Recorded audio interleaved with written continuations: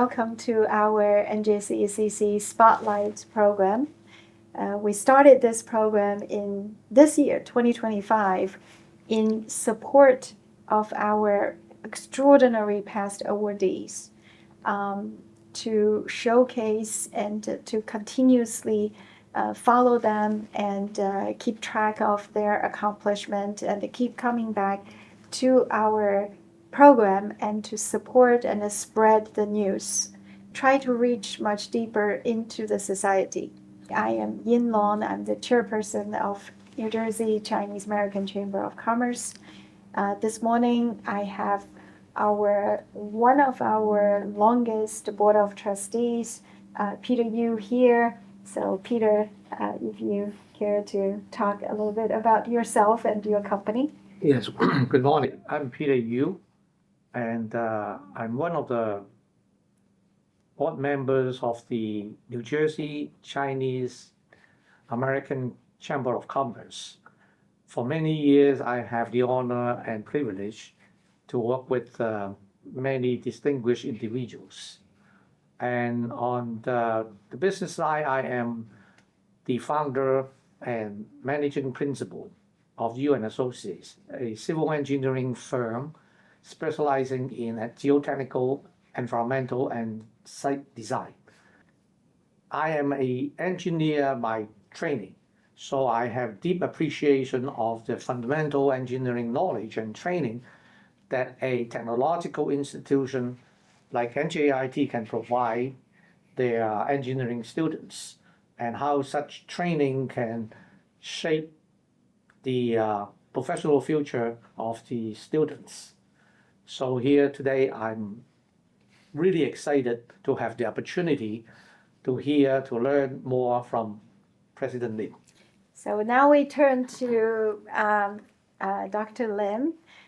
Since 2022, you have been with NJIT and you have really turned things upside down. And I can't wait to hear more details and milestones that you have accomplished since July of 2022. Mm-hmm. That's when you first came on board. So Dr. Lim, without further delay, please share with us some. If you Google Dr. Lim, you're going to get pages and after pages, but we would love to hear you share with some of the milestones and highlights since July 2022. Yeah, first of all, Yin, thank you for having me here. Thank you for being one of your spotlight interview.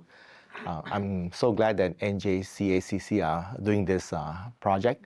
I think this is a good way to share with especially the Chinese American community, what some of the colleagues of theirs are doing. Again, Peter Yu, nice to meet you. Thank you for your support. Since my arrival here, I believe your daughter and son-in-law are also NJIT grad. Yes. Yes. Thank you. Both of them, excellent, excellent. I hope they're doing well. They're using part of their training here to be successful in their professional life. By the way, I want to let you know too, my company has 16% of our staff. They graduate from NJIT, and they are excellent. They learn fast and very good. Thank you so much for that. Yeah, and I'll talk a little bit about the impact of our alumni a little bit later on. But let me get back to your question here. Yes, I arrived here in July of 2022. In fact, this is not my first rodeo as a president of a university. Prior to that, was the president of University of Texas at Arlington. Very fortunate that I was able to, hold two positions twice as a president. Most people don't even get one chance. That's right? Right. So just talking about, since my arrival in July 2022, you say turns things upside down. I want to say things downside up, hopefully. That is how I view it. NJIT has come a long way. When I first arrived here, this institution is already on a positive trajectory. It's grown a lot since its early days in 1881 when it was established to support the bubbling industry in NOAA. Okay, but since then this has grown to become a very formidable institution. We are New Jersey the only one public polytechnic institution. And so we are part of the state of New Jersey. And the last 10 or so years, the trajectory of this institution has been increasing. And when I came here, that was what I saw. When people who are in real estate, when you buy a house, you always want the house to be in pristine order. And I must say that I found this place in pristine order. Okay. Now, having said that, we are not complacent. We don't want to be complacent. We are not satisfied with where we are. So we continue to the upward trajectory. We have increased in ranking since my arrival here. The morale of this campus has gone up significantly. Students have grown quite a bit, both in terms of numbers and also in terms of quality as well. If you think about the U.S. News and World Report ranking, the one that most parents, students, and most people who live in the higher ed world follow, the U.S. News and World Report. Absolutely. We have moved up more than 20 points in the last 3 years. That is incredible. So we're now ranked quite high, and we're top 50 institution in the country among public institutions, and we continue to rise. The thing that I'm most proud of in terms of the achievement, is one, during my time, we become an Asian American, Native American, Pacific Islander serving institution. This is a designation made by the Department of Education. We also become a Hispanic serving institution immediately after that. So this is a very diverse campus. People would call this campus as a majority-minority institution, where no one race is majority on this campus. Close to about 25% of our students are Asian, close to 30% are Hispanic, 10% African American, and the rest are Caucasian, including Middle Eastern. So no one race is majority here. What's the beauty of having a very diverse campuses is that they learn from people of different background. We know that, and everyone sort of agree that when you have a diverse group of people having different experiences in life, different demographic or even racial, when they come together and they work on a specific project, the outcome is usually much better than having a homogeneous group working on it. And I think this is where NJIT can really excel. Is we train our students, to be a very effective professional. In fact, I always say that one of our goals, is to generate professionals for the industry and also for the world. We educate global engineers here as well. Another ranking that I'm also very proud of is that there is something called the Forbes Best in Class State Employers. 2 years ago, we went onto the list. So we're considered best in the state employers in New Jersey. This year, the new ranking came out. We're again in that list. And not only we're in the list, we move up significantly. We're number 13 total as best in state employers for the state of New Jersey, entire New Jersey. If you look at companies that have headquarters in New Jersey, we're number 4. Right. And if you think of higher ed, we're number 1. So we're the best in place to work among higher ed institutions. So I'm very proud of that because that shows that we are not only doing well academically, in research and ranking, but we also treat our employee well. They feel belong here and they really want to come here to work. And this is very significant, at least for me, because we want this place to be a place where everyone can come. And that actually takes us to why when we created the strategic plan, we call it the nexus of innovation. It's a nexus of innovation because we want people to come here with ideas, with collaboration, with partnership to innovate. And innovate, sometimes people read the word innovate, it looks like a very big thing. It's not. Innovate is very simply create solution to practical problem. All of us innovate on a daily basis. Right. We see a problem, we come up with a solution, we're an innovator. So we want this to be a focal point for innovators. I must say that NJIT is one of the most innovative and entrepreneurial campuses in America. I think 2 reasons. One, going back to the diversity. Diversity really shines in terms of innovation and entrepreneurship. People come here with different ideas. Second thing, is really immigration to a degree. Right. The fact that we're in the greater New York City, we attract people with different background, different viewpoint, and actually that create a very innovative and entrepreneurial ecosystem. Yeah. Certainly, I can go on, but you can see that I'm very passionate about NJIT. I think NJIT has done really well. We serve a very diverse community, and our faculty, our students are here to learn, to be a better person. And every student that comes here, we want to make sure they leave here as the better version of themselves, because they can have an impact in society, and they are global engineers. Even if they work in New Jersey, they are global engineers. You mentioned that you employ a number of engineers in your company, and Peter, thank you for that. And do you know that? 1/3 of all engineers and scientists working in New Jersey graduated from NJIT. 1/3. 1/3. 1/3, right? And you know that New Jersey has the highest concentration of engineers and scientists in the whole country, because we're small and we're compact, and the density of professionals here is high. Right. But 1/3 of them receive a degree from NJIT. Amazing. Yeah. Amazing. Yeah, every year we do our recruitment. Not only just from NJIT, we went to different universities and everything. But at the end, we They're have the always- most number of people graduate from NJIT, and they work out very well. That's right. So that's pretty much real evidence that people who get training here, they are really, get immersed into the real world industries. One of the traits of the education of NJIT, is that we have a very practical education. We produce engineers, scientists, or any other degrees that are offered having very practical orientation, and I think that is matching really well with industry. For sure.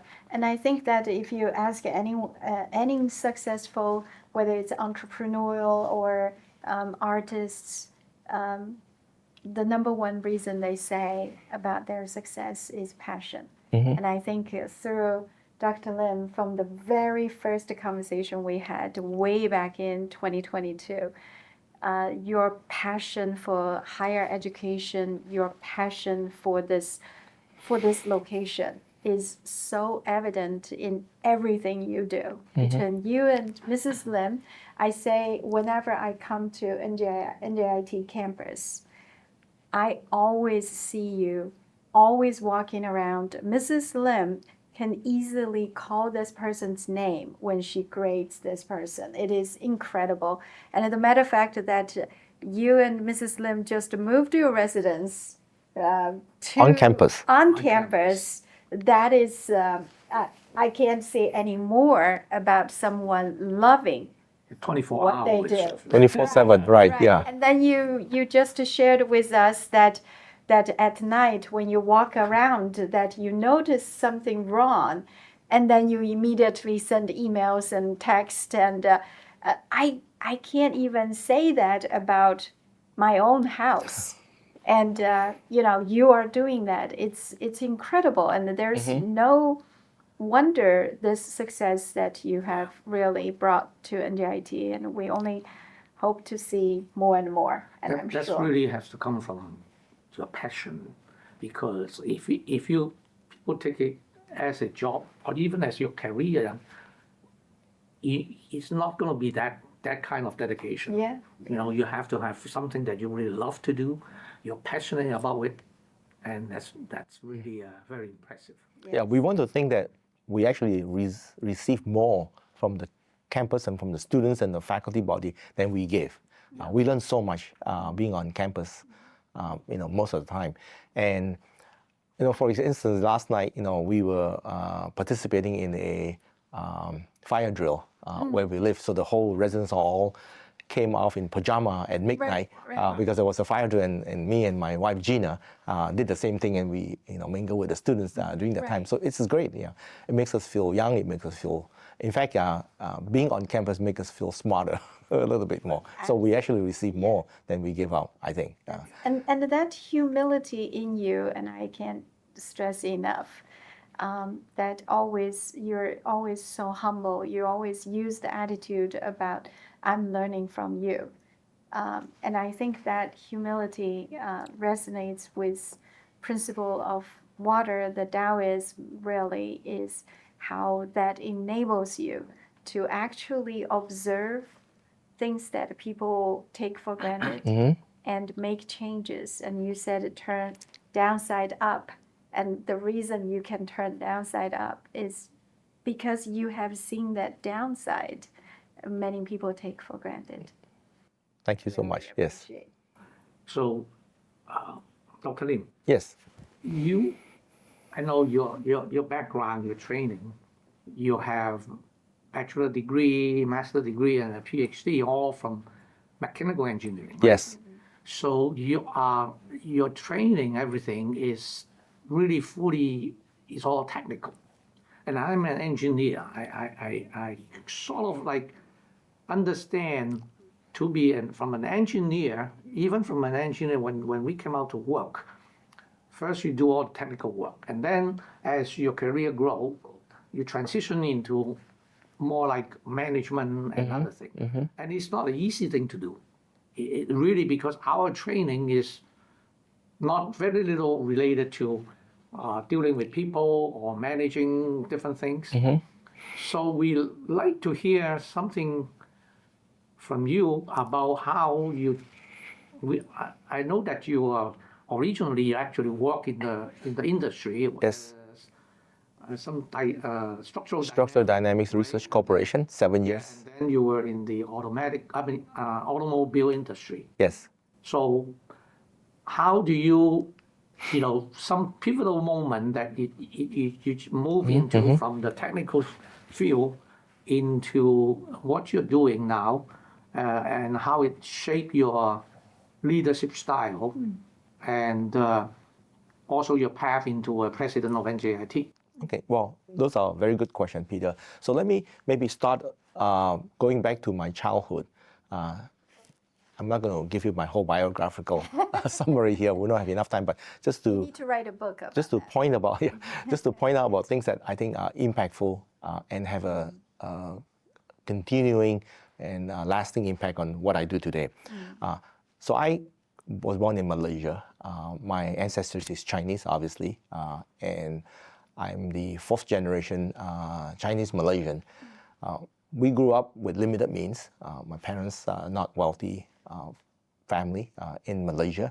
So when it comes time to go to college, my parents say that you're on your own, basically, right? They can help as much as they can, but they're on their own. In fact, one step before that, in Malaysia, every year we're asked to write down the top three goal of your professional career. And you know what it is? It's to be a pilot. So I always put number 1 pilot, number 2 pilot, number 3 pilot. So I was determined to be a pilot. Right. Okay. When it comes time to become a pilot, and back in those days, if you wear corrected glasses, you're not allowed to be a pilot. Right. So I immediately being excluded from being a pilot. So one of my teacher in high school told me that, well, since you cannot be a pilot, why don't you consider be an engineer? You build a plane for people to fly. So I thought that was a good idea. Right. But I wanted to go to college to do that. You have to go to college to do that. The opportunity came when I received a scholarship from Michigan Tech. Without that scholarship, obviously, without the support of my parents too, I wouldn't be able to get the education that I need. So scholarship is so important in my career. So therefore, that's why, fast forward down the road, we actually, my wife and I always try to support the building of scholarship in this institution and in the past institution, because that creates opportunity for people. Of course. Okay, so going back to that, I'll complete the scholarship in a little bit.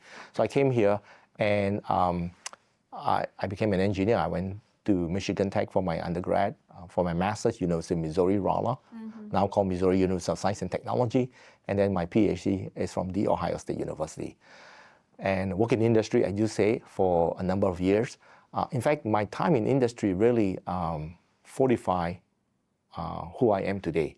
What I saw was the collaboration between academia and industry can really be very, very impactful.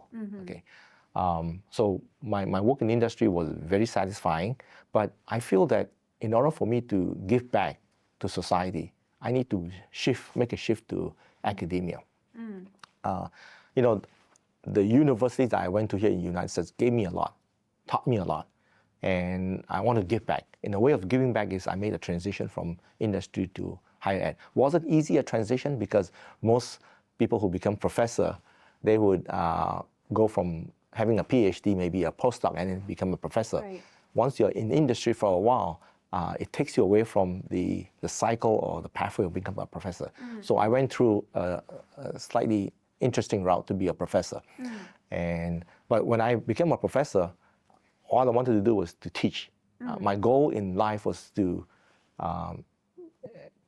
have an impact to as many students as I can in the classroom, in the laboratory, or even outside of a classroom and laboratory. The opportunity to be a higher ed administrator came, accidentally. I want to say that I never grew up to want to be president of a university. I am what I call an accidental president, in a way. But that happens. I say accident, but it really is not an accident. I always believe in what I call the intersection of opportunity and preparation. And this is very important. Any one of us, especially our young generation today, they need to do whatever they can to be prepared, because the opportunity will come someday. When opportunity comes, if you're prepared, you seize the opportunity, Right. and then you move ahead. Right. I have the opportunity to be president twice, at the University of Texas at Arlington, at NJIT, and that opportunity came about because I think hopefully I was prepared to take on that, opportunity to be a president. So that's critical. In the intersection between opportunity and preparation, to me, over the years of my life experiences, I've built up, I think 4 traits are very, very critical. And you actually mentioned one just now. So number one, I think you have to be prepared. You have to prepare, you have to get ready, and when opportunity comes, you seize on it, and how you prepare for that, is one is you mentioned about engineers are usually, in reality, engineers and scientists often are introvert. They're not extrovert. I'm very fortunate, because you mentioned my wife, Mrs. Lim, Gina, I call her. By the way, you know this, she's my best friend, my soulmate, and love of my life. Without her, I don't think I could do what I do today, or I could be as successful as I am today. She definitely helps a lot. And the way she helps, is that she's an extrovert. She's a bubbly extrovert, as you know. She can talk to anybody of any age, from babies all the way to elderly. And she loves people, and she loves helping people. So she compliments me really well because I'm introvert. In fact, she taught me how to be an extrovert. One of my son, explained to me and said, "Dad, you are actually not just an introvert. You and I are the same thing because all my 3 kids become engineers too. We are extrovertly introvert because of mom. We learn how to be an extrovert when we need to, but in generally, when no one is around, we're an introvert." So that brings me to what I was going to share, is that being an engineer, being a professional is great, but what's also equally important, is the acquisition of what I call the power skills.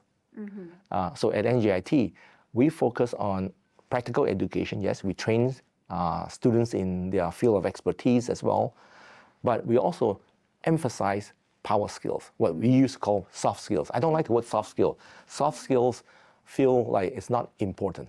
Power skill is the ability to communicate, the ability to work in team, the ability to share your feelings, your views, and also the ability to have empathy. I think empathy, understanding humanity is very, very important.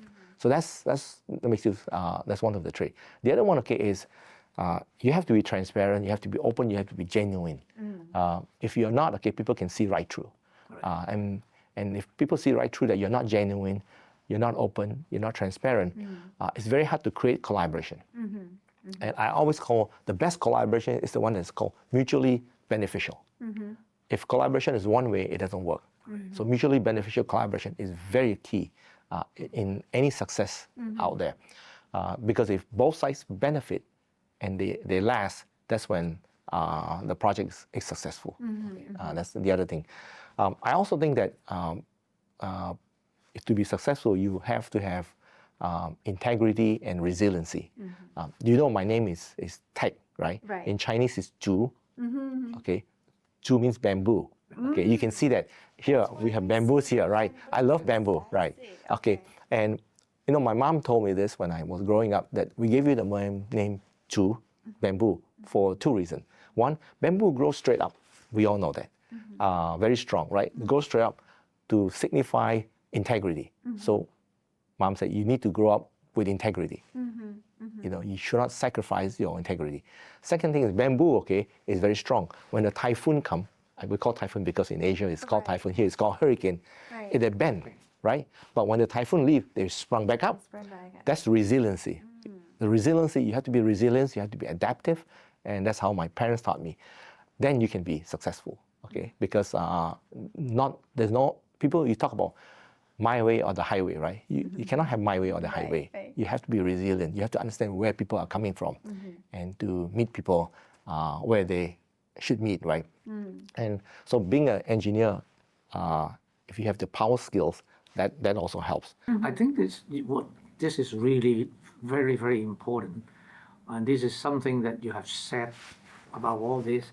It's really a lesson every engineer should learn. You know, because again, it's very important, because what we do here is for the society, for the human being, right? And it's true that we need to understand more about the humanity. Yeah, and one last thing to add on to the four traits, okay, that you mentioned that too, is you have to listen and you have to learn. Yeah. You have to listen and you have to learn. That's very critical. I mean, that sums it all up, right? Yeah. Absolutely. And I walk away with, as an engineer, you need to marry someone extroverted. Okay? Yes. So that's also the key of success. Yes. And Peter here, Helen Yu is for sure extroverted. So A lot more better than me. a lot better. So now today I learned extrovertedly introverted. That is the key. The key, right? And you can switch, camouflage when needed. And that's the flexibility to build in. That's right, yeah. And as you mentioned, Helen and Gina are good friends, right? Yes. And they are great friends because they are alike. Right. Yeah. So thank you. I think, I mean, I can sit here just to listen forever. And I think by now, for the past 20 minutes, I think we walk away without slightest doubt how passionate you are about NJIT, about higher education, everything that you do, that you throw yourself in, and 110% commitment. In addition to that, I wanted to ask, in addition to that, we always promote being a whole person. You talk about engineer learning liberal arts. We promote being a whole person. You are really one of the rare examples of someone who is successful career-wise, successful family-wise. You know how to handle, and you mentioned Gina is your best friend, your soulmate, and the best supporter. In addition to passion for the career, what are the passions that you think you have that is so important to have this whole person happiness, so to speak? And one more thing is to share your vision at NJIT. What can we anticipate and looking forward to see in the next 5 years, 10 years of NJIT? You said that when you came, NJIT was already in a very pristine stage with rooms for improvement. How do you see yourself adding extra layers on top of that? Right. Well, so to answer your first question, I'm really passionate about my family. In fact, I would say that my family taught me more than any job, any experiences that I've gained outside of the family members. To me, okay, until you spend time with the family and to build a family, okay, and that is considered rooted in success and having passion for people and love for people, until you do that, you really don't learn a whole lot of lessons in my mind, okay? So, as you know, Gina, obviously, is a critical part of my family. I learned so much from her. And I learned a lot from my 3 kids too. They are grown kids now. All of them are in their 30s. In fact, Gina and I are now grandparents. We have 3 grandkids. Best job in the world, being grandkids, okay? My children taught me so much. At every stage of their life, they teach me different lessons. They teach me humility. They teach me that you have no control of everything. They teach me that you have to be open. You have to share. You have to be genuine. You know, kids can tell when parents are not genuine. Okay. In fact, for my kids, it's very easy when we want to say something between me and Gina that we don't want the kids to hear, or we're saying something nasty about our kids. We use a different language. We use Cantonese, which they don't know. They know some Mandarin, or we use Malay. And when we speak Cantonese and Malay, they say, "Oh no, mom and dad are talking about us now." But you know, we learn a lot from them. So I think that's key. I think family structure, in my mind, okay, is the foundation of a lot of things that we do. I mean, even for those people who are single, one person is a family structure. Yeah. Of course. You need to think about your contribution, what you do, what you want in life. That's very critical.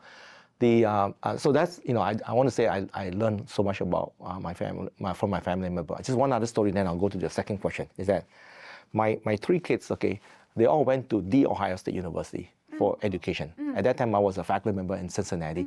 It would have been free if they went to Cincinnati because of the tuition remission that I have. But they decided to go to the Ohio State University because they say, "Mom and Dad, you've saw my grades my entire life, you know, from K to 12. Right. We don't want you to see my grades anymore when we're in college." So they went to Ohio State University. So interestingly, okay, when they were there, my back then current president of the University of Cincinnati, President Santa Ono, he made a trip to the Ohio State University from some Asian event that he goes, and he was a speaker there. So he met 3 of my kids, and he told them, he realized that those are my kids. And President Ono knew me, of course, because I was the dean of engineering in Cincinnati. And he told my kid that, "Oh, you know, I know your father, Dean Lim, and he's a great dean, one of the best dean that I work with." And you know what my kids say? No, that's not right. He says, "He's the best dad first." Okay, so when I heard that, I was so touched, okay, by how they say it. The best compliment. Compliment, yes, right. Yeah. All right, so there you go. So that's my passion now. The second thing I wanted to talk about, okay, to answer your question, okay, is where does this institution would go, and where would I want to take this institution?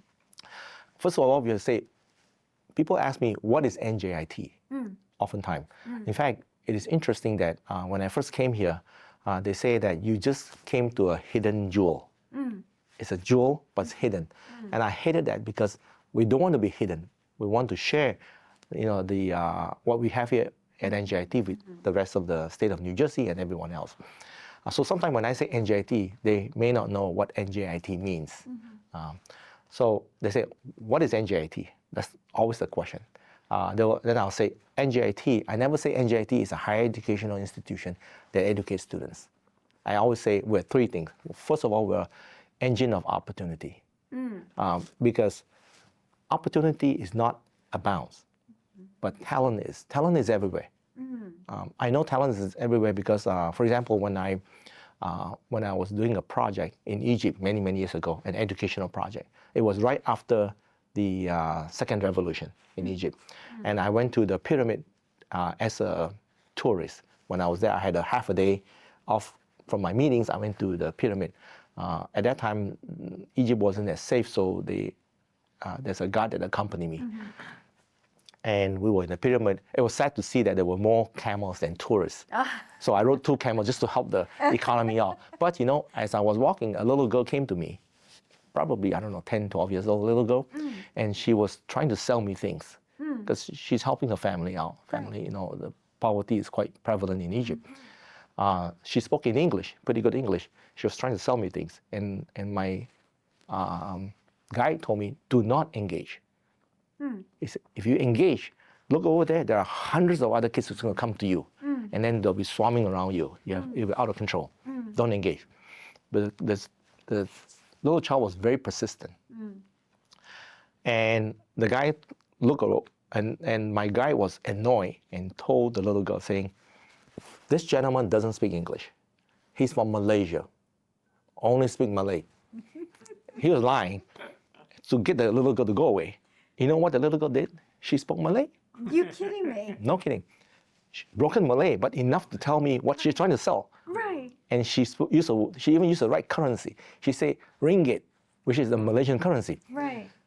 Oh boy. So I was like shocked. So I turned around and spoke English to the girl. She said, you speak English? I said, yes, I do.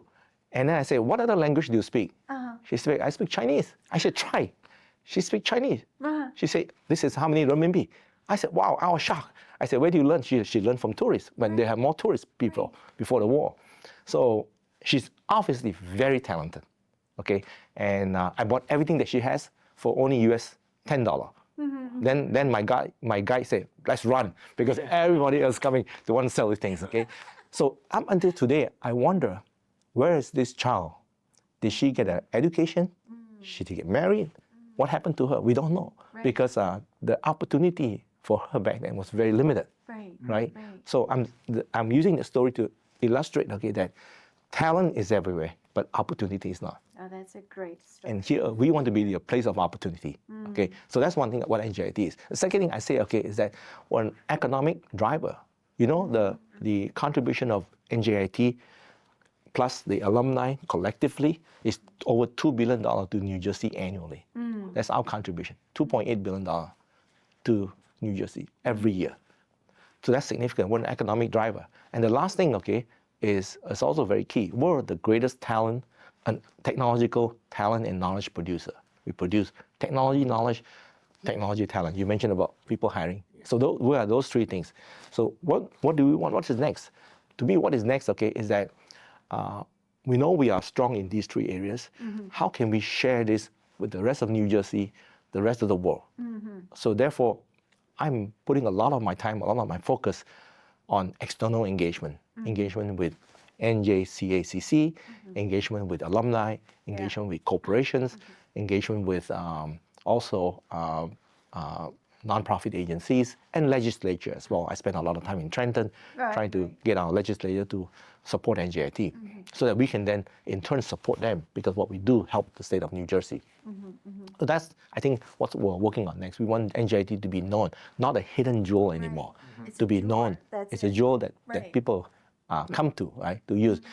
So we have this strategic plan that I call Nexus of Innovation. My board asked me, how do you know once you accomplish that plan? I know that we would have achieved our strategic plan if randomly I'm walking in the streets of San Francisco or the streets of New York City. We know these two places are very innovative, very entrepreneurial.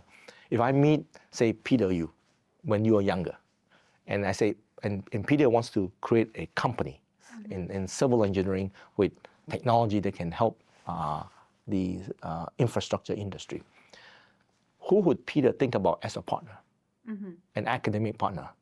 Today, the university you graduated from.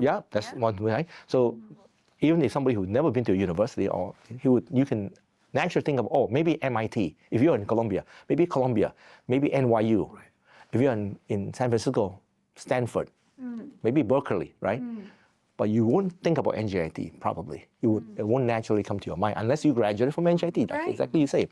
So the day that somebody who have no association, no affiliation with NJIT, think about NJIT is a possible place. Now, whether that person eventually work with us or not, that's a different matter, because there might be other hurdles that prevent that partnership. But the fact that the person thought about NJIT, that's when we have accomplished our strategic plan. That's when the joy is shining instead of hidden. That's right. Yes. I hope that answered your question. Yeah. Absolutely. That's a great vision. Yeah. And you paint such a visual, and I can just see that one day some kid outside New Jersey and wanted to do something innovative, technology driven, and that kid would say, let me go on NJIT website, see what they are cooking, what they are doing, and try to connect. Right. That's Yeah. such a beautiful visual. The way that you're looking how the NJIT going to move it forward, that remind me, the first time I learned about you was when you actually just arrived in New Jersey. I got a call from a friend of mine, a colleague, who is also in civil engineering. He's a structural engineer.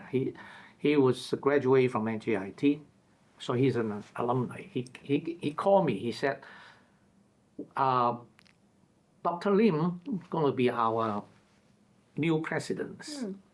And he asked me, what is any organization that he's interested in getting involved in the organization, in industry.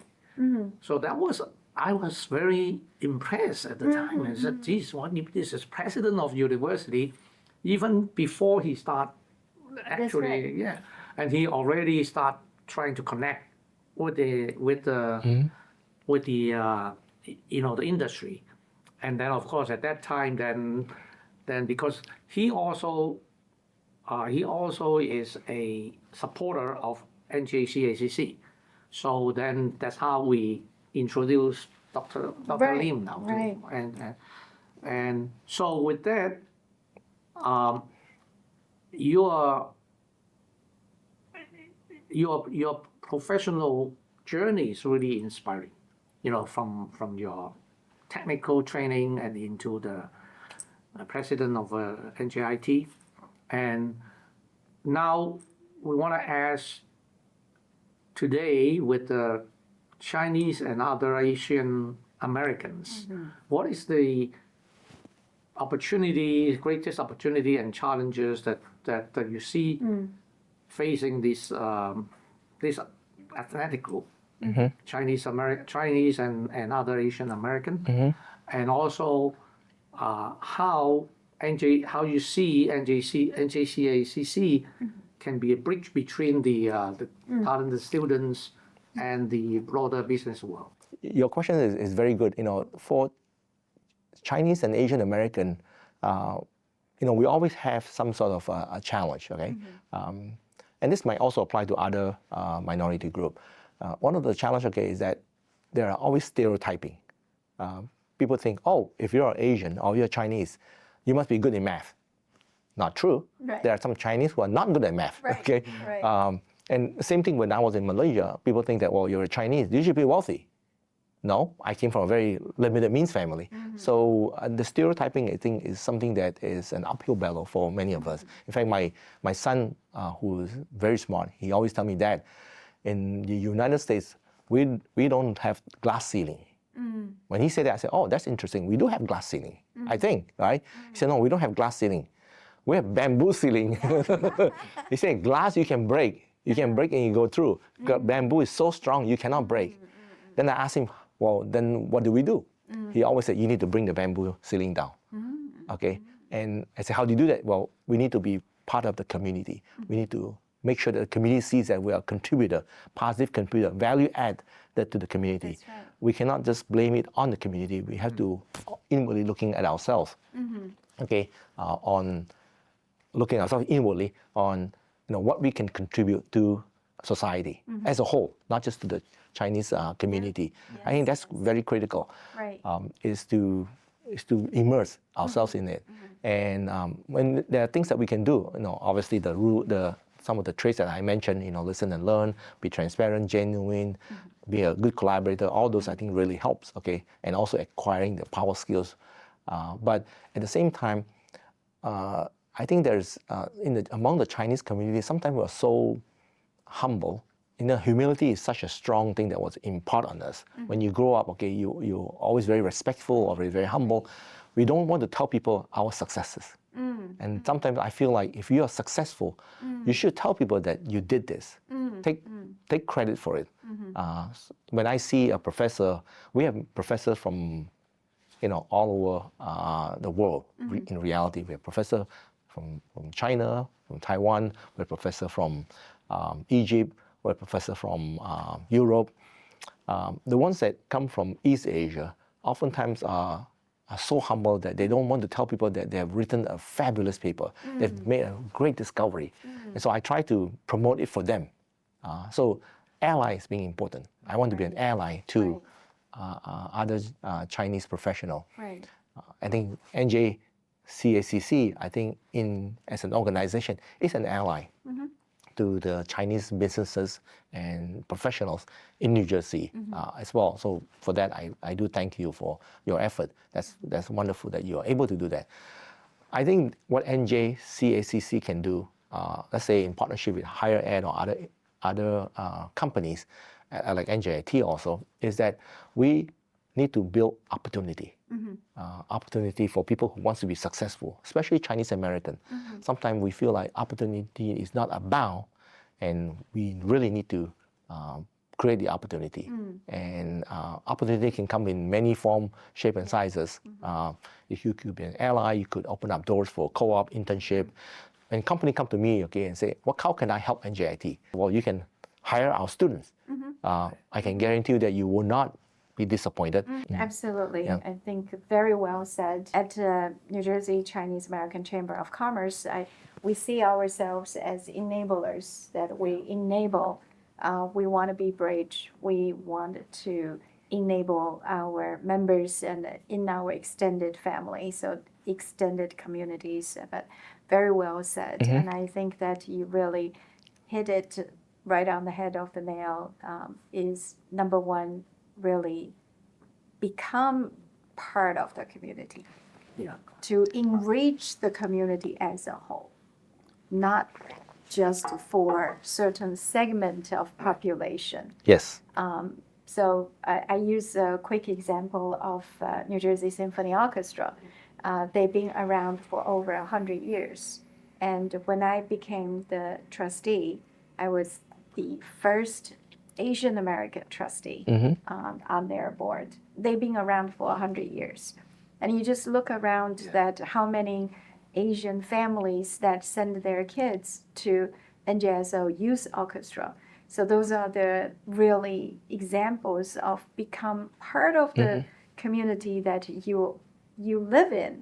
Yes. So I think really stand out. And Maestro Zhang Xie, she started the Lunar New Year concert, and ever since then that Lunar New Year become not a hidden jewel, it become a shining jewel, like NJIT, that people are drawn to that. So it is very, very true that become enablers. We need to be proud of our ethnicity, who we are. Give you an example. When I first came out of work, working for a company, my boss was saying that, Peter, your English is fair, but we'll send you to class, to English class, and which is very beneficial to me. And then in the conversation, we're saying that because I was not born here, right? I came from Hong Kong, and I have an accent. And he said, that's fine. Your accent is good. That signifies who you are. And also one thing that he also told me, see, everybody call me Peter, right? And then, in fact, my Chinese name, there is a K in the beginning, Kang Yi, Peter Yu. And he told me, keep your K, because that's your Chinese name.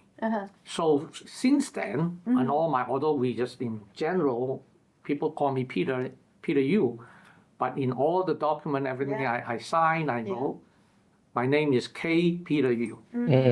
So that's very important, that you need to be proud of who you are. That's right. And I kept my Chinese name too. I did not adopt any other name. Nothing wrong with anyone who adopt other name. Right. My wife did, Gina, but that's not really her real name, as you know.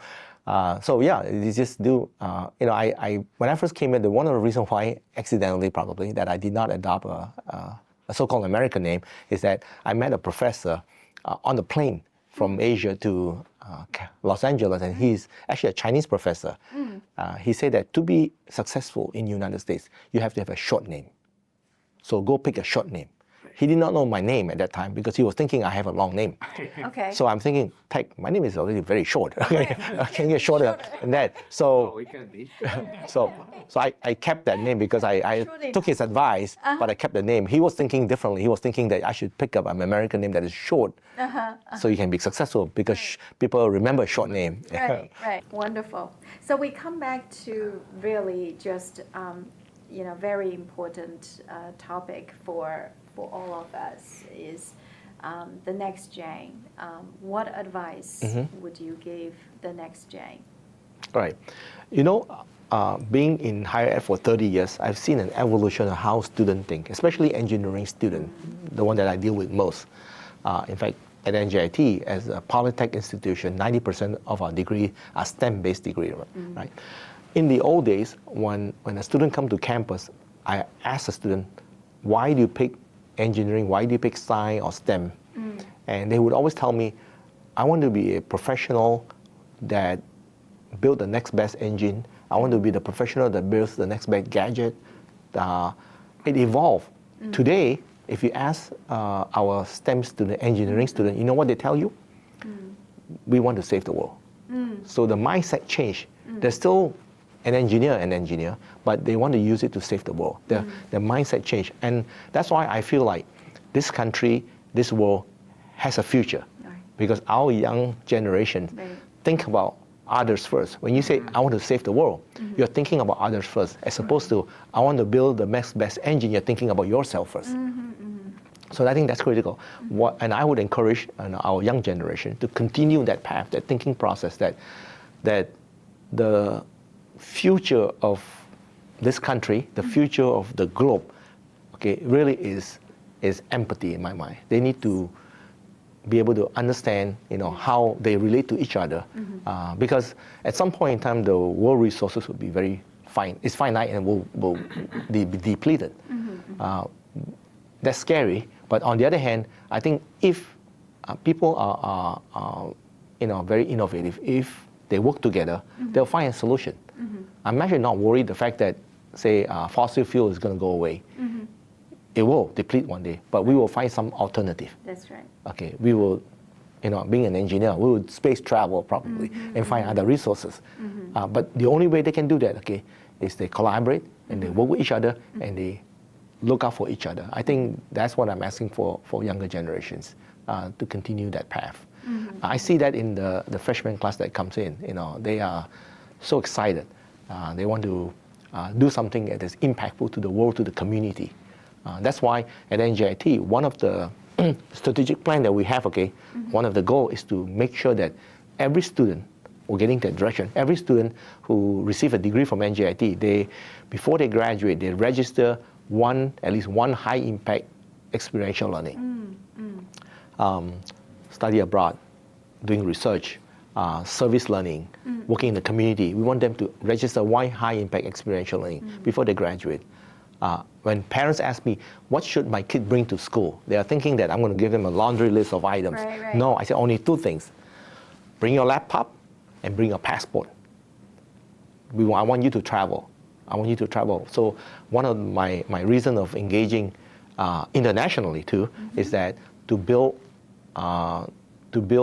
opportunity for our students to be able to travel. We have programs with East Asia. We have programs in Europe that students can go to.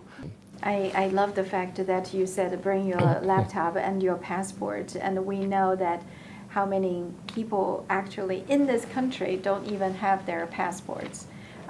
So this world view that you share is really very much needed in today's environment. Be a world citizen. Keep your heritage and keep your own identity, but be a world citizen. That's really is fundamentally important to have this very inclusive view of the world, and I'm so glad to hear that. I know that this is the longest running Spotlight interview. We enjoy so much of this very informative and enjoyable talk.